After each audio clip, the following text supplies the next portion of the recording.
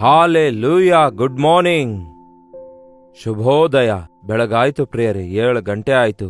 ಇಂಡಿಯಾದಲ್ಲಿದ್ದೀರಾ, ಬೇರೆ ದೇಶದಲ್ಲಿದ್ದೀರಾ, ನೀವೆಲ್ಲಿದ್ದೀರೋ ಅಲ್ಲಿ ದಿನಾಲು ಅನುದಿನದ ಧ್ಯಾನ ವೀಕ್ಷಿಸುತ್ತಿದ್ದೇವೆ ಎಂದು ತಿಳಿಸುತ್ತಿದ್ದೀರಲ್ಲವೇ? ತಕ್ಕ ಸಮಯದಲ್ಲಿ, ಬೇರೆ ಸಮಯದಲ್ಲಿಯೂ ಕೂಡ ಪ್ರತಿ ದಿನ ತಪ್ಪದೆ ದೇವರ ವಾಕ್ಯದಿಂದ ಬಲಗೊಳ್ಳುತ್ತಿದ್ದೇವೆ ಎಂದು ತಿಳಿಸುತ್ತಿರುವುದಕ್ಕಾಗಿ ದೇವರನ್ನು ಎಷ್ಟೋ ಹೆಚ್ಚಾಗಿ ಸ್ತುತಿಸುತ್ತೇನೆ.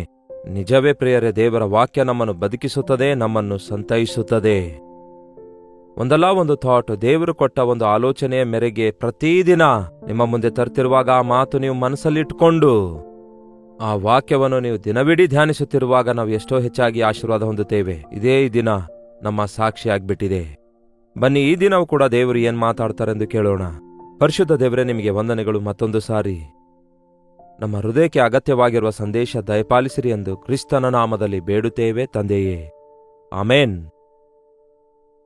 ಪ್ರಪಂಚದಲ್ಲಿ ಯಾವುದೇ ಮತದಲ್ಲಾಗಲಿ, ಯಾವುದೇ ಆಚಾರದಲ್ಲಾಗಲಿ, ಯಾವುದೇ ಪದ್ಧತಿಯಲ್ಲಾಗಲಿ ಇಲ್ಲದೇ ಇರುವಂಥದ್ದನ್ನು ಯೇಸು ಕ್ರಿಸ್ತನು ನಮಗೆ ಕಲಿಸಿರುವಂಥದ್ದೊಂದಾಗಿದೆ. ಅದೇನೆಂದರೆ, ಹೇಳ್ತೇನೆ ಕೇಳ್ರಿ, ಹೊಸ ಜೀವಿತವನ್ನು ಜೀವಿಸಬೇಕು. ಕ್ರಿಸ್ತನನ್ನು ನಂಬಿದಂಥವರ ಹೃದಯ ಮಾರ್ಪಡ್ತದೆ, ಪರಿವರ್ತನೆ ಮಾರ್ಪಡ್ತವೆ, ಆಲೋಚನೆ ವಿಧಾನ ಮಾರ್ಪಡ್ತವೆ, ಕ್ರಿಯೆಗಳು ಮಾರ್ಪಡ್ತವೆ. ಹಳೆಯ ಹೊಲಸಾದ ಜೀವಿತದಿಂದ ಬಿಡಿಸಲ್ಪಡ್ತೇವೆ. ಬಂದಿ ಆಳುತನದ ಬದುಕಿನಿಂದ ಪಾಪವನ್ನು ಪ್ರೀತಿಸುವಂತಹ ಹೃದಯದಿಂದ ಬಿಡಿಸಲ್ಪಡ್ತೇವೆ. ಅದೇ ನಿಜವಾದ ಕ್ರೈಸ್ತತ್ವ. ಅಷ್ಟಕ್ಕೂ ಕ್ರೈಸ್ತತ್ವ ಒಂದು ಮತ ಅಲ್ಲ. ಬಹುಶಃ ನಿಮ್ಮಲ್ಲಿ ಕೆಲವರು ಕ್ರೈಸ್ತಿಯ ಕುಟುಂಬದಲ್ಲಿ ಹುಟ್ಟಿರ್ಬೋದು. ಹಾಗೆಂದ ಮಾತ್ರಕ್ಕೆ ನೀವು ಕ್ರೈಸ್ತರಾಗುವುದಿಲ್ಲ. ಇತ್ತೀಚೆಗೆ ಜನಗಣತೆ ಮಾಡಿದ್ರು ಕ್ರೈಸ್ತರು ಎಷ್ಟು ಜನ ಆಗಿದ್ದಾರೆ ಎಂಬುದಾಗಿ. ಯೇಸು ಕ್ರಿಸ್ತನನ್ನು ವೈಯಕ್ತಿಕವಾಗಿ ಅಂಗೀಕರಿಸಿದಂಥವನು ಕ್ರೈಸ್ತನೂ ಅನಿಸಿಕೊಳ್ಳುತ್ತಾನೆ. ಕ್ರಿಸ್ತನ ಹೋಲಿಕೆ ಮೇರೆಗೆ ಜೀವಿಸುವವನು. ಅದು ಕುಲವಲ್ಲ, ಮತವಲ್ಲ. ಅದು ನಮ್ಮ ಜೀವಿತದಲ್ಲಿ ಉಂಟಾದಂತಹ ನೂತನತ್ವಾಗಿದೆ. ಯೇಸು ಕ್ರಿಸ್ತನು ಈ ಲೋಕಕ್ಕೆ ಬಂದು ನಮಗೋಸ್ಕರ ತನ್ನ ರಕ್ತವನ್ನೇ ಸುರಿಸಿದ್ದಾರೆ. ಎದಕ್ಕಾಗಿ ಗೊತ್ತಾ? ನಮ್ಮ ರಕ್ತ ಕೆಟ್ಟೋಗಿತ್ತು. ಮನುಷ್ಯನ ರಕ್ತ ಕೆಟ್ಟೋಗಿತ್ತು. ಯಾವುದೇ ವ್ಯಾಧಿ ಬಂದಾಗ ಡಾಕ್ಟರ್ ಮೊಟ್ಟಮೊದಲು ಪರೀಕ್ಷಿಸೋದೇನು ಗೊತ್ತಾ? ಬ್ಲಡ್ ಟೆಸ್ಟ್ ಮಾಡ್ತಾರೆ. ಆ ರಕ್ತದಲ್ಲಿ ವ್ಯಾಧಿ ಏನೆಂದು ಗೊತ್ತಾಗ್ತದೆ, ಗೊತ್ತಲ್ಲವೇ? ನಮ್ಮ ರಕ್ತವು ಪಾಪವೆಂಬ ರೋಗದಿಂದ ಕೆಟ್ಟು ಹೋಗಿರುವುದರಿಂದ ಪಾಪದ ರಕ್ತವೇ ನಮ್ಮಲ್ಲಿ ಪ್ರವಹಿಸುತ್ತದೆ. ಅದಕ್ಕೆ ಪಾಪ ಸ್ವಭಾವವೇ ನಮ್ಮಲ್ಲಿತ್ತು. ಕೇಡು ಮಾಡುವುದೇ ನಮ್ಮ ಕೈಲಾಗ್ತಾ ಇತ್ತು, ಮೇಲ್ ಮಾಡೋದಾಗ್ತಿರ್ಲಿಲ್ಲ. ನೋಡಿ ಪ್ರಿಯರೇ, ನಮ್ಮ ಚಿಕ್ಕ ಮಕ್ಕಳು ಬೆಳೆಯುತ್ತಿರುವಾಗ ಓದುವುದರಲ್ಲಿ ಅವರು ಹುಷಾರಾಗಿರ್ಬೋದೇನೋ, ಆದರೆ ಕೆಟ್ಟ ಮಾತುಗಳು, ಹೊಲಸು ಮಾತುಗಳು ಇವೆಲ್ಲ ಕೂತ್ಕೊಂಡು ಅವರಿಗೆ ನಾವು ಕಲಿಸೋದಿಲ್ಲ. ಆದರೆ ಸ್ವಾಭಾವಿಕವಾಗಿಯೇ ಅವರಲ್ಲಿ ಬರ್ತವೆ. ಅವುಗಳಿಂದಲೇ ಬಿಡಿಸುವುದಕ್ಕಾಗಿ ಯೇಸು ಆಶಿಸುತ್ತಿದ್ದಾರೆ.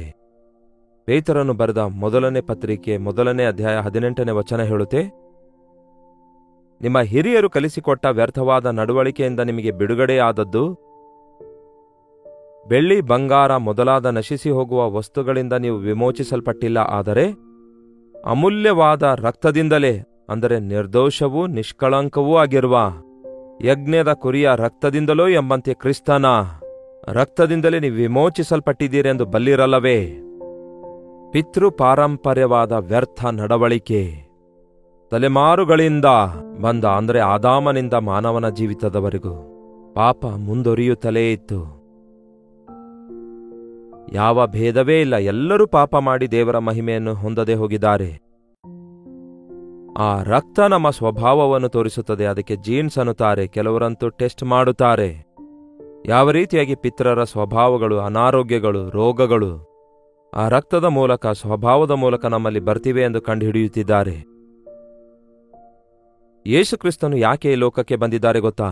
ಆತನು ತನ್ನ ರಕ್ತವನ್ನು, ಅಂದರೆ ಪಾಪವಿಲ್ಲದಂತಹ, ಕಲ್ಮಶವಿಲ್ಲದಂತಹ, ದೋಷವಿಲ್ಲದಂತಹ, ನಿರ್ದೋಷವಾದ, ನಿಷ್ಕಳಂಕವಾದ ತನ್ನ ರಕ್ತವನ್ನು ಸುರಿಸಿ, ಬ್ಲಡ್, ನಮ್ಮ ರಕ್ತವನ್ನು ಬದಲಾಯಿಸುವುದಕ್ಕಾಗಿ ನಾವು ನಮ್ಮ ಪಾಪ ಸ್ವಭಾವದಿಂದ ಬಿಡಿಸಲ್ಪಟ್ಟು ಕ್ರಿಸ್ತನ ಸ್ವಭಾವದಲ್ಲಿ ಮಾರ್ಪಡುವಾಗ ನೂತನ ಸ್ವಭಾವ ಹೊಂದಿಕೊಳ್ತೇವೆ. ನಿಮಗೆ ಗೊತ್ತಾ, ನಮ್ಮ ಶರೀರದಲ್ಲಿ ಹೆಚ್ಚು ಕಡಿಮೆ 5-5.5 ಲೀಟರ್ಗಳಷ್ಟು ರಕ್ತ ಇರುತ್ತದೆ. ಅಷ್ಟಿರಬೇಕು. ದಿನಾಲೂ ಅದು, ನಮ್ಮ ರಕ್ತವು ಚಲಿಸುತ್ತಲೇ ಇರುತ್ತೆ. ಅದು ಸ್ಟ್ಯಾಗ್ನೆಟ್ ಆಗಿರೋದಲ್ಲ, ಅದು ಚಲಿಸುತ್ತಲೇ ಇರುತ್ತೆ. ನಮ್ಮ ಶರೀರದಲ್ಲಿರುವ ಕಲ್ಮಶಗಳೆಲ್ಲ ಹೊಲಸಾಗಿ ಹೇಗೆ ಹೊರಗೆ ಹೊರಟು ಹೋಗುತ್ತವೋ, ನಮ್ಮ ಅವಯವಗಳಲ್ಲಿ ಉತ್ಪತ್ತಿಯಾಗುವ ಆ ಆಸಿಡ್ಸ್ ಮತ್ತು ಆ ಒಂದು ಇನ್ಫೆಕ್ಷನ್ಸ್ ಆಗಿರ್ಬೋದು, ಅವೆಲ್ಲ ಆ ರಕ್ತ ಹೊತ್ಕೊಂಡು ಹೋಗಿ ಹೃದಯಕ್ಕೆ ತಲುಪಿಸಿದ್ರೆ ಆ ಹೃದಯ ಅದನ್ನು ಶುದ್ಧೀಕರಿಸಿ ಶರೀರದ ಎಲ್ಲಾ ಭಾಗಗಳಿಗೆ 23 ಸೆಕೆಂಡ್ಸ್ಗಳಲ್ಲಿ ಶರೀರದಲ್ಲಿರುವ ಪ್ರತಿ ಅವಯವಗಳಿಗೆ ನೂತನಗೊಳಿಸಲ್ಪಟ್ಟು ತಲುಪಿಸಲಾಗುತ್ತೆ. ನಮ್ಮ ಶರೀರ ಶುದ್ಧೀಕರಿಸಲ್ಪಡುತ್ತೆ, ರೀಸೈಕಲ್ ಆಗುತ್ತೆ. ಕಿಡ್ನಿ ಒಳಗಡೆ ಆ ರಕ್ತ ಹೋಗಿ ಪೂರ್ತಿಯಾಗಿ ಶುದ್ಧಿಯಾಗ್ತದೆ. ಒಂದು ಕಿಡ್ನಿ ಒಂದು ದಿನಕ್ಕೆ 180 ಲೀಟರ್ಗಳಷ್ಟು ರಕ್ತವನ್ನು ಶುದ್ಧೀಕರಿಸ್ತದಂತೆ. ಎಂತಹ ದೊಡ್ಡ ದೇವರು ನೋಡಿ ನಮ್ಮ ದೇವರು. ಪಾಪ ಮಾತ್ರ ಅದು ತೊಳೆಯುವುದಿಲ್ಲ, ಆದರೆ ರಕ್ತದಲ್ಲಿರುವ ಮಲಿನವನ್ನು, ಇನ್ಫೆಕ್ಷನ್ಸ್ಗಳನ್ನು ಆ ಕಿಡ್ನಿಗಳು ಶುದ್ಧಿ ಮಾಡ್ತವೆ. ಆ ರಕ್ತ ಚೆನ್ನಾಗಿದ್ರೆ ಆರೋಗ್ಯ ಚೆನ್ನಾಗಿರುತ್ತೆ.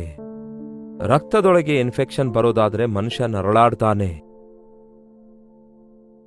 ಪಾಪದ ರೋಗ ಹೇಗಿದೆಯೋ ಹಾಗೆಯೇ ಆಧ್ಯಾತ್ಮಿಕ ರೋಗವಿದೆ. ಹೇಗೆ ಶರೀರ ರೋಗ ಇವೆಯೋ ಹಾಗೆಯೇ ಪಾಪದ ರೋಗ ಕೂಡ ಇದೆ. ಪಾಪವೆಂಬ ರೋಗದಿಂದ ಆ ರಕ್ತ ಎಷ್ಟೇ ಶುದ್ಧಿ ಮಾಡಿದ್ರೂ ಕೂಡ ಆ ಪಾಪ ಹೋಗೋದಿಲ್ಲ, ತೊಳೆದ್ರೂ ಹೋಗಲ್ಲ. ಆ ರಕ್ತ ರಿಪ್ಲೇಸ್ ಮಾಡಬೇಕು ಕ್ರಿಸ್ತನ ರಕ್ತದಿಂದ. ಅದಕ್ಕಾಗಿಯೇ ಯೇಸು ಕ್ರಿಸ್ತನು ರಕ್ತವನ್ನು ಸುರಿಸುವುದಕ್ಕಾಗಿ ಲೋಕಕ್ಕೆ ಬಂದಿದ್ದಾರೆ. ರಕ್ತ ಪ್ರೋಕ್ಷಣೆ ಇಲ್ಲದೆ ಪಾಪ ಕ್ಷಮಾಪಣೆ ಉಂಟಾಗುವುದಿಲ್ಲ ಎಂದು ಎಲ್ಲರೂ ಹೇಳ್ತಾರೆ. ರಕ್ತವನ್ನು ಪ್ರೋಕ್ಷಿಸಲ್ಪಟ್ಟಾಗ ಅದು ಪವಿತ್ರಗೊಳಿಸಲಾಗ್ತದೆ. ಯೇಸು ಕ್ರಿಸ್ತನು ತನ್ನ ರಕ್ತವನ್ನು ಸುರಿಸುವುದಕ್ಕಾಗಿ ಲೋಕಕ್ಕೆ ಬಂದಿದ್ದಾರೆ. ನಿಮಗೆ ಗೊತ್ತಾ, ರಕ್ತದಲ್ಲಿಯೇ ಪ್ರಾಣವಿದೆ. ಪ್ರಾಣಾಧಾರವು ರಕ್ತವೇ. ಮನುಷ್ಯನ ಅವಯವಗಳೆಲ್ಲ ಚೆನ್ನಾಗಿದ್ರೂ ಕೂಡ ಆಕ್ಸಿಡೆಂಟ್ ಆದಾಗ ತಲೆ ಹೊಡೆದು ರಕ್ತವೆಲ್ಲ ಹರಿದು ಹೋಯ್ತು ಅಂದ್ಕೊಳ್ಳಿ, ಅವನು ಸತ್ತೋಗ್ತಾನೆ. ಅವಯವಗಳೆಲ್ಲ ಫ್ರೆಶ್ ಆಗಿರ್ತವೆ. ಅದಕ್ಕೆ ಅವಯವಗಳನ್ನು ಬದಲಾಯಿಸಲು ತಕ್ಷಣವೇ ಕಳಿಸಿಕೊಡ್ತಾರಲ್ಲವೇ ಈ ದಿನ. ರಕ್ತದಲ್ಲೇ ಪ್ರಾಣವಿದೆ. ಯೇಸು ಕ್ರಿಸ್ತನು ರಕ್ತ ಸುರಿಸಲು ಬಂದಿದ್ದಾರಂದ್ರೆ ತನ್ನ ಪ್ರಾಣವನ್ನು ಕೊಡಲು ಬಂದಿದ್ದಾರೆ ಲೋಕಕ್ಕೆ. ಹಾಲೆಲ್ಲೂಯ. ಇದು ನಿಮಗಿನ್ನೂ ಅರ್ಥ ಆಗ್ಲಿಲ್ಲವೋ? ಅರ್ಥವಾಗದಿದ್ದರೂ ನಂಬಿರಿ, ಅದ್ಭುತ ನೋಡುತ್ತೀರಿ. ನಮ್ಮ ನೀಚ ಸ್ವಭಾವದಿಂದ ನಮ್ಮನ್ನು ಬಿಡಿಸುವುದಕ್ಕಾಗಿ, ನಮ್ಮ ಪಾಪಗಳಿಂದ ನಮ್ಮನ್ನು ಬಿಡಿಸುವುದಕ್ಕಾಗಿ ನಮ್ಮನ್ನು ತನ್ನ ರಕ್ತ ಕೊಟ್ಟು ಕೊಂಡುಕೊಂಡಿದ್ದಾರೆ ಯೇಸು. ನಮ್ಮ ಸ್ವಭಾವ ಮಾರ್ಪಡ್ತದೆ, ನಮ್ಮ ಪ್ರವರ್ತನೆ ಮಾರ್ಪಡ್ತದೆ, ನಮ್ಮ ಮಾತು ಮಾರ್ಪಡ್ತವೆ, ನಮ್ಮ ತತ್ವವೇ ಮಾರ್ಪಡುತ್ತೆ. ಅದೇ ನಿಜವಾದಂತಹ ಕ್ರೈಸ್ತತ್ವ. ಅದೇ ಯೇಸು ಕಲಿಸಿರುವಂತಹ ಭಕ್ತಿ ಮಾರ್ಗ. ಪಿತೃ ಪಾರಂಪರ್ಯದಿಂದ ಬಂದಿರುವ ವ್ಯರ್ಥವಾದ ನಡವಳಿಕೆಯನ್ನು ಬಿಟ್ಟು ಬಿಡುವ ಹಾಗೆ, ಬೆಳ್ಳಿ ಬಂಗಾರವೆಂಬ ನಶಿಸಿ ಹೋಗುವ ವಸ್ತುಗಳಿಂದಲ್ಲದೆ ಅಮೂಲ್ಯವಾದ ರಕ್ತದಿಂದಲೇ ಎಂಬಂತೆ ನಿರ್ದೋಷವೂ ನಿಷ್ಕಳಂಕವೂ ಆಗಿರುವ ಕ್ರಿಸ್ತನ ರಕ್ತದಿಂದಲೇ ನೀವು ವಿಮೋಚಿಸಲ್ಪಟ್ಟಿದ್ದೀರಿ. ರಕ್ಷಿಸಲ್ಪಟ್ಟ ವ್ಯಕ್ತಿ ಪಾಪದಿಂದ ಬಿಡಿಸಲ್ಪಟ್ಟಿದ್ದಾನೆ. ಅಡುಬಿಡುತ್ತೇವೆ ನಮ್ಮ ಸಾಮಾನುಗಳು, ಗೊತ್ತಲ್ಲವೇ? ನಾವು ಅಡುವಾಗಿಟ್ಟಿರುವ ವಸ್ತು ಬಿಡಿಸಿಕೊಳ್ಳಲಿಕ್ಕಾಗದೇ ಇರುವಾಗ ಅದನ್ನು ಬಳಸಿಕೊಳ್ತಾನೆ. ಹಾಗೆಯೇ ಸೈತಾನನಿಗೆ ನಾವು ಮಾರಲ್ಪಟ್ಟಿದ್ದೇವೆ. ಸೈತಾನನು ಉಂಟುಮಾಡುವ ಪಾಪ ಇಚ್ಛೆಗಳಿಗೆ, ಲೋಕದಾಸೆಗಳಿಗೆ, ಪಾಪಕ್ಕೆ, ಪಾಪದಾಸೆಗಳಿಗೆ ಒಳಗಾಗಿ ಸೈತಾನನಿಗೆ ನಾವು ಮಾರಲ್ಪಟ್ಟೆವು. ನಮ್ಮಷ್ಟಕ್ಕೆ ನಾವು ಹೊರಗೆ ಬರಲಿಕ್ಕಾಗಲ್ಲ. ನಾವು ಒಂದು ಕೆಟ್ಟ ಚಟ ಬಿಡಬೇಕಂದ್ಕೊಳ್ತೇವೆ, ಬಿಡ್ಲಿಕ್ಕಾಗಲ್ಲ. ಒಳ್ಳೆಯವರಾಗಿರ್ಬೇಕಂದ್ಕೊಳ್ತೇವೆ, ಆಗೋದಿಲ್ಲ. ಹೌದಲ್ಲವೇ? ಸುಳ್ಳಾಡಬಾರ್ದು ಅಂದ್ಕೊಳ್ತೇವೆ, ಸುಳ್ಳಾಡ್ತೇವೆ. ಕೋಪಗೊಳ್ಳಬಾರ್ದು ಅಂದ್ಕೊಳ್ತೇವೆ, ಕೋಪಗೊಳ್ತೇವೆ. ಕುಡಿಯಬಾರ್ದು ಅಂದ್ಕೊಳ್ತೇವೆ, ಕುಡಿಯುತ್ತೇವೆ. ಹೀಗೆ ಅನೇಕರು ಹೇಳ್ತಾರೆ. ಕಾರಣ, ನಾವು ನಮ್ಮ ಶಕ್ತಿಯಿಂದ ನಮಗೆ ಬಿಡುಗಡೆ ಆಗದೇ ಇರುವುದರಿಂದ ನಮ್ಮನ್ನು ಬಿಡಿಸುವುದಕ್ಕಾಗಿ, ನಮ್ಮನ್ನು ಆಧ್ಯಾತ್ಮಿಕವಾದ ರಕ್ಷಣೆಯೊಳಗೆ ನಡೆಸುವುದಕ್ಕಾಗಿ ನಮ್ಮ ಕರ್ತನಾದ ಯೇಸು ಕ್ರಿಸ್ತನು, ಎಲ್ಲರಿಗೂ ಒಡೆಯನಾಗಿರುವ ಕ್ರಿಸ್ತನು, ಎಲ್ಲರಿಗೋಸ್ಕರ ಒಂದೇ ಸಾರಿ ವರ್ತಮಾನ, ಭೂತ, ಭವಿಷ್ಯತ್ ಕಾಲದಲ್ಲಿರುವ ಸಕಲ ಮಾನವರಿಗೋಸ್ಕರ ಎಲ್ಲರ ಪಾಪದ ಪ್ರಾಯಶ್ಚಿತ್ತಕ್ಕಾಗಿ ಕಲ್ವರಿ ಶಿಲುಬೆಯ ಮೇಲೆ ಮರಣ ಹೊಂದಿ ತನ್ನ ರಕ್ತವನ್ನು ಸುರಿಸಿ ವಿಮೋಚನೆಯ ಕಾರ್ಯವನ್ನು ಸಿದ್ಧ ಮಾಡಿಟ್ಟಿದ್ದಾರೆ. ಆತನು ದೇವರಾಗಿರೋದ್ರಿಂದ ಮರಣ ಹೊಂದಿ 3ನೆಯ ದಿನದಲ್ಲಿ ಮೃತ್ಯುಂಜಯನಾಗಿ ಎದ್ದು ಬಂದಿದ್ದಾರೆ. ಮರಣ ಜಯಿಸಿದ್ದಾರೆ, ಪಾಪವನ್ನು ಜಯಿಸಿದ್ದಾರೆ, ಸೈತಾನನನ್ನು ಜಯಿಸಿದ್ದಾರೆ. ಮರಣದಿಂದ ಆತನ ಶರೀರ ಕೊಳೆತು ಹೋಗಲಿಲ್ಲ. ಅದಕ್ಕೆ ಸಜೀವವುಳ್ಳ ಕರ್ತನಾಗಿ ಈ ದಿನ ನಮಗಿದ್ದಾರೆ. ನಮ್ಮನ್ನು ಮಾರ್ಪಡಿಸುವಂತಹ ದೇವರಾಗಿ, ನಮ್ಮ ಸ್ವಭಾವ ಮಾರ್ಪಡಿಸುವಂತಹ ದೇವರಾಗಿದ್ದಾರೆ. ನಮ್ಮ ಬಲಹೀನತೆಯಲ್ಲಿ ನಮಗೆ ಸಹಾಯ ಮಾಡುವಂತಹ ದೇವರಾಗಿದ್ದಾರೆ. ಆತನು ದೇಹದಲ್ಲಿ ಎಲ್ಲಾ ವಿಷಯಗಳಲ್ಲಿ ನಮ್ಮಂತೆಯೇ ಶೋಧಿಸಲ್ಪಟ್ಟರೂ ಕೂಡ ಪಾಪರಹಿತನಾಗಿದ್ದನು. ನಾವು ಕೂಡ ಈ ಲೋಕದಲ್ಲಿರುವಾಗ ಮುಂದೆ ಸಾಗುವಾಗ ನಮಗೂ ಕೂಡ ಎಲ್ಲಾ ಶೋಧನೆಗಳು ಬರ್ತವೆ. ಆದರೆ ಯೇಸು ರಕ್ತದಲ್ಲಿ ತೊಳೆಯಲ್ಪಟ್ಟವರು ಪಾಪಕ್ಕೆ ಒಳಗಾಗೋದಿಲ್ಲ, ಪಾಪವನ್ನು ಜಯಿಸುವವರಾಗಿರ್ತಾರೆ, ಪಾಪವನ್ನು ಎದುರಿಸುವವರಾಗಿರ್ತಾರೆ. ಪರಿಶುದ್ಧಗೊಳಿಸಲ್ಪಟ್ಟ ಜೀವಿತ ನಿಮಗಿದೆಯಾ? ಯೇಸುವಿನಲ್ಲಿ ಭಕ್ತಿಯಲ್ಲಿ ಮುಂದೆ ಸಾಗುತ್ತೇವೆ ಅನ್ನುವಾಗ ನಿಮ್ಮ ಬದುಕಿನಲ್ಲಿ ಹಳೆ ಸ್ವಭಾವವನ್ನೆಲ್ಲ ಬಿಟ್ಟು ಬಿಡಬೇಕು, ವ್ಯರ್ಥ ಪ್ರವರ್ತನೆಯೆಲ್ಲ ಬಿಡಬೇಕು, ಮೂಢನಂಬಿಕೆಯನ್ನೆಲ್ಲ ಬಿಡಬೇಕು, ಹಳೆ ದುರಭ್ಯಾಸಗಳನ್ನು ಬಿಟ್ಟು ಬಿಡಬೇಕು, ಹಳೆ ಚಟಗಳನ್ನೆಲ್ಲ ಬಿಟ್ಟು ಬಿಡಬೇಕು. ಕ್ರಿಸ್ತನ ರಕ್ತದಲ್ಲಿ ತೊಳೆಯಲ್ಪಡುವುದಾದರೆ ನಿಮ್ಮ ರಕ್ತದಲ್ಲಿ ಕ್ರಿಸ್ತನ ರಕ್ತ ಪ್ರವೇಶಿಸಿದ ಮರುಕ್ಷಣವೇ ನಿಮಗೆ ಗೊತ್ತಾಗದಂತೆಯೇ ನೀವು ಪಾಪ ಮಾಡಲ್ಲ, ಪಾಪ ಮಾಡ್ಲಿಕ್ಕಾಗಲ್ಲ. ದೇವರಿಂದ ಹುಟ್ಟಿದವನು ಪಾಪ ಮಾಡಲಾರನು. ದೇವರು ನಮಗೊಂದು ಜಯ ಜೀವಿತ ಕೊಡ್ತಾರೆಂದು ನಂಬುವುದೇ ನಿಜವಾದ ಕ್ರೈಸ್ತತ್ವವಾಗಿದೆ. ಕ್ರೈಸ್ತರು ಪ್ರಪಂಚದಲ್ಲಿ ಎಷ್ಟು ಜನಸಂಖ್ಯೆಯುಳ್ಳವರಾಗಿದ್ದಾರೆ ಎನ್ನುವುದು ಮುಖ್ಯವಲ್ಲ ಪ್ರಿಯರೇ, ಆದರೆ ಕ್ರಿಸ್ತನ ರಕ್ತದಲ್ಲಿ ತೊಳೆಯಲ್ಪಟ್ಟ ನಿಜ ಕ್ರೈಸ್ತರು ಎಷ್ಟು ಜನ ಇದ್ದಾರೆಂಬುದು ಮುಖ್ಯ. ಅಂಥವರು 0.1% ಇದ್ದಾರೆ ಎಂದು ಇತ್ತೀಚೆಗೆ ಲೆಕ್ಕಿಸಿದ್ದಾರೆ. ಯೇಸು ಕ್ರಿಸ್ತನ ರಕ್ತದಲ್ಲಿ ಇಂದಿಗೂ ಕೂಡ ಶಕ್ತಿ ಇದೆ ಪ್ರಿಯರೇ.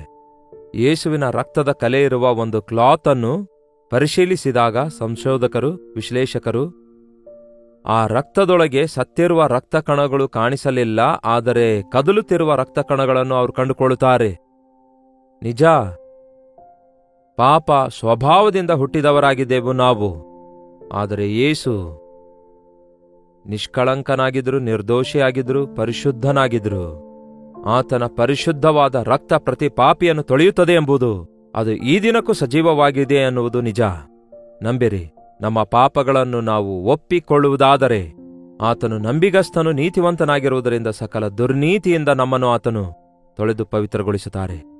ಎಷ್ಟೋ ಸುಲಭವಾಗಿ ಪಾಪದಿಂದ ನಾವು ಬಿಡಿಸಲ್ಪಡುವುದಕ್ಕಾಗಿ, ದೋಷದಿಂದ ನಾವು ಬಿಡಿಸಲ್ಪಡುವುದಕ್ಕಾಗಿ, ಪಾಪದ ಶಿಕ್ಷೆಯಿಂದ ತಪ್ಪಿಸಿಕೊಳ್ಳುವುದಕ್ಕಾಗಿ, ಪರಲೋಕಕ್ಕೆ ವಾರಸುದಾರರಾಗುವುದಕ್ಕಾಗಿ ಮಾಡಬೇಕಾದ ಕಾರ್ಯವೆಲ್ಲ ಆತನು ಮಾಡಿ, ಹೊಂದಬೇಕಾದ ಶಿಕ್ಷೆಯೆಲ್ಲ ಆತನು ಹೊಂದಿ, ನಮ್ಮ ಮೇಲೆ ಬರುವ ಉಗ್ರಕೋಪ ಆತನು ತನ್ನ ಮೇಲೆ ಹೊತ್ತುಕೊಂಡಾಗ ತಂದೆಯಿಂದ ಬಿಡಲ್ಪಟ್ಟು ಒಬ್ಬಂಟಿಗನಾಗಿ ಹೋರಾಡಿ ಜಯಿಸಿದ್ದಾರೆ. ಆ ಜಯವನ್ನೇ ನಮಗೆ ಕೊಡುತ್ತೇನಾನುತ್ತಾರೆ. ಕ್ರಿಸ್ತ ಯೇಸುವಿನಲ್ಲಿ ನಿಮಗೆ ಜಯ ಜೀವಿತ ಬೇಕಾಗುವುದಾದರೆ, ಪರಿಶುದ್ಧ ಜೀವಿತ ಬೇಕಾಗುವುದಾದರೆ, ನಿಮ್ಮ ಶರೀರದಲ್ಲಿ, ನಿಮ್ಮ ಆತ್ಮದಲ್ಲಿ, ನಿಮ್ಮ ರಕ್ತದಲ್ಲಿ ತೂರಿಕೊಂಡಿರುವ ಆ ಪಿತೃ ಪಾರಂಪರ್ಯವಾದ ವ್ಯರ್ಥ ನಡವಳಿಕೆಯನ್ನೆಲ್ಲ ಬಿಟ್ಟು ಪ್ರತಿ ವಿಧವಾದ ಪಾಪವನ್ನು ಒಪ್ಪಿಕೊಳ್ಳುವುದಾದರೆ ಕ್ರಿಸ್ತನ ರಕ್ತ ನಮ್ಮನ್ನು ಶುದ್ಧೀಕರಿಸುತ್ತದೆ. ನಿಮ್ಮ ಪಾಪಗಳು ಕಡು ಕೆಂಪಾಗಿದ್ದರೂ ಅವು ಹಿಮದ ಹಾಗೆ ಬಿಳುಪಾಗುವವು ಎಂದು ಕರ್ತನು ಹೇಳಿದಾರಲ್ಲವೇ? ಒಂದು ಹೊಸ ಜೀವಿತವಾಗಿದೆ ಪ್ರಿಯರೇ ಕ್ರೈಸ್ತೀಯ ಜೀವಿತ. ಅಂತಹ ಅನುಭವ ನೀವು ಹೊಂದಿದ್ದೀರಾ? ಎಷ್ಟೋ ಕಾಲದಿಂದ ದೇವರ ವಾಕ್ಯ ಕೇಳ್ತಿದ್ದೇವೆ, ನಂಬುತ್ತಿದ್ದೇವೆ ಎಂದು ಹೇಳ್ತಾ ಇದ್ದೀರಲ್ಲವೇ? ನಿಮ್ಮ ವೈಯಕ್ತಿಕ ಜೀವಿತದಲ್ಲಿ, ನಿಮ್ಮ ಅಂತಃಕರಣದಲ್ಲಿ ನಿಮಗೆ ರಕ್ತದ ಶುದ್ಧೀಕರಣ ಆಗಿದೆಯಾ? ನಿಮ್ಮ ಸ್ವಭಾವದಲ್ಲಿ ನೂತನತನವನ್ನು ಹೊಂದಿದ್ದೀರಾ? ಇಲ್ಲವಾದರೆ ಈ ದಿನವೇ ತಪ್ಪದೆ ಒಬ್ಬಂಟಿಗರಾಗಿ ನೀವು ಪ್ರಾರ್ಥನೆ ಮಾಡಿ ನೋಡಿ. ಪರಿಶುದ್ಧಾತ್ಮ ದೇವರು ತನ್ನ ಅದ್ಭುತ ಕಾರ್ಯವನ್ನು ಮಾಡ್ತಾರೆ. ಪ್ರಾರ್ಥನೆ. ಪರಿಶುದ್ಧ ದೇವರೇ, ಪ್ರೀತಿಯುಳ್ಳ ತಂದೆಯೇ, ಏನು ಯೇಸುವನ್ನು ನಂಬಿದ್ದೇವೆ ಅಂತ ಹೇಳಿ ನಾವು ಮುಂದೆ ಸುಮ್ಮನೆ ಸಾಗಲಾರದೆ ನಿಮ್ಮ ರಕ್ತದಲ್ಲಿ ತೊಳೆಯಲ್ಪಟ್ಟವರಾಗಿ ನೀವು ಅನುಗ್ರಹಿಸುವ ನೂತನ ಸ್ವಭಾವ ಹೊಂದಿಕೊಳ್ಳುವಂತೆ ಸಹಾಯ ಮಾಡಿರಿ. ಅನುದಿನವೂ ನಿಮ್ಮ ಮಾತನ್ನು ಕೇಳುತ್ತಾ ನಿಮ್ಮಲ್ಲಿ ನಂಬಿಕೆ ಇಟ್ಟಿದ್ದೇವೆ ಎಂದು ಹೇಳಿಕೊಳ್ಳುವ ನಮ್ಮ ಪ್ರತಿಯೊಬ್ಬರಿಗೂ ಸಹಾಯ ಮಾಡಿರಿ. ಯಾವನಾದರೂ ಕ್ರಿಸ್ತೇಸುವಿನಲ್ಲಿದ್ದರೆ ಅವನು ನೂತನ ಸೃಷ್ಟಿ, ಈಗೋ ಪೂರ್ವಸ್ಥಿತಿ ಹೋಗಿ ಎಲ್ಲವೂ ನೂತನವಾಯಿತೆಂದು ಹೇಳಿದ್ದೀರಿ. ಆ ಹೊಸ ಜೀವಿತವನ್ನು ನಮಗಾಗಿ ಸಿದ್ಧ ಮಾಡಿಟ್ಟಿರುವಂತಹ ಆ ಪರಲೋಕ ರಾಜ್ಯಕ್ಕೋಸ್ಕರ ನಾವು ಕೂಡ ಸಿದ್ಧಗೊಳ್ಳಲು ನಮ್ಮ ಪ್ರತಿಯೊಬ್ಬರಿಗೂ ಸಹಾಯ ಮಾಡಿರಿ. ಇನ್ನೂ ನಿಮ್ಮ ನಾಮ ಅರಿಯದವರಿಗೆ ನೀವು ಕೊಡುವ ಇಂತಹ ದೊಡ್ಡ ರಕ್ಷಣೆಯನ್ನು ಹೊಂದಲಾರದವರಿಗೆ ಪವಿತ್ರಾತ್ಮನ ಕಾರ್ಯ ಈ ಅಂತ್ಯಕಾಲದಲ್ಲಿ ಉಂಟು ಮಾಡಿರಿ ಎಂಬುದಾಗಿ ಕ್ರಿಸ್ತನ ನಾಮದಲ್ಲಿ ಬೇಡುತ್ತೇವೆ ತಂದೆಯೇ, ಆಮೇನ್. ತಂದೆಯಾದ ದೇವರ ಪ್ರೀತಿಯು, ಮಗನಾಗಿರುವ ಕ್ರಿಸ್ತನ ಕೃಪೆಯು, ಆದರಣೆಕರ್ತನಾದ ಪವಿತ್ರಾತ್ಮನ ಸಹವಾಸವು ಕೂಡಿ ಬಂದಿರುವ ನಮ್ಮೆಲ್ಲರ ಸಂಗಡ ಇಂದಿಗೂ ಸದಾಕಾಲಕ್ಕೂ ನೆಲೆಯಾಗಿರಲಿ. ಆಮೇನ್. ದೇವರಿಗೆ ಸ್ತೋತ್ರ. ನಿಮ್ಮ ಪ್ರಾರ್ಥನಾ ಮನವಿ 8939731313 ನಂಬರ್ಗೆ ನೀವು ಇತರ ದೇಶದಿಂದಲೂ ಸಹ ವೀಕ್ಷಿಸುವುದಾದರೆ ಕೊಡಲ್ಪಟ್ಟ ಈ ನಂಬರ್ಗೆ ಒಂದು ಟೆಕ್ಸ್ಟ್ ಇಲ್ಲವೇ ವಾಯ್ಸ್ ಮೆಸೇಜ್ ಮೂಲಕ ವಾಟ್ಸ್ಆಪ್ ಕಳಿಸಿರಿ. ನೀವು ಕಳಿಸುವ ಪ್ರತಿ ಪ್ರಾರ್ಥನಾ ಮನವಿಗಾಗಿ ನಾವು ಪ್ರಾರ್ಥಿಸುತ್ತಿದ್ದೇವೆ. ತಪ್ಪದೆ ನಿಮ್ಮೆಲ್ಲರಿಗೆ ನಿಮ್ಮ ಪ್ರಾರ್ಥನೆಗೆ ದೇವರು ಉತ್ತರಿಸುತ್ತಾರೆ. ಇನ್ನೂ ರಕ್ಷಣೆ ಹೊಂದಿಲ್ಲ ಎನ್ನುವಂಥವ್ರು ಯಾರಾದರೂ ಇರುವುದಾದರೆ ಆ ವಿಷಯವನ್ನು ಕೂಡ ದಯಮಾಡಿ ನಮಗೆ ತಿಳಿಸಿರಿ. ನಿಮಗೋಸ್ಕರ ನಾವು ಪ್ರಾರ್ಥಿಸ್ತೇವೆ. ನೀವು ಕೂಡ ಉಪವಾಸವಿದ್ದು ಕರ್ತನ ಸನ್ನಿಧಿಯಲ್ಲಿ ನಿಮ್ಮ ಹೃದಯ ಸರಿಪಡಿಸಿಕೊಳ್ಳಿರಿ. ಹಳೆಯ ಹೊಲಸಾದ ಜೀವಿತ ಬಿಟ್ಟು ಕರ್ತನಿಗೆ ಸಾಕ್ಷಿಗಳಾಗಿ ಜೀವಿಸೋಣ. ಆತನ ಬರೋಣ ಸಮೀಪವಾಗ್ತಿದೆ. ಕರ್ತನ ಚಿತ್ತವಿರುವುದಾದರೆ ಮತ್ತೆ ನಾಳೆ ಇದೇ ಅನುದಿನದ ಧ್ಯಾನ ಎಂಬ ಕಾರ್ಯಕ್ರಮದಲ್ಲಿ ಮತ್ತೆ ಭೇಟಿಯಾಗೋಣ. ಅಲ್ಲಿವರೆಗೂ ದೇವರ ಮಹಾಕೃಪೆ ನಿಮ್ಮೆಲ್ಲರೊಂದಿಗಿರಲಿ.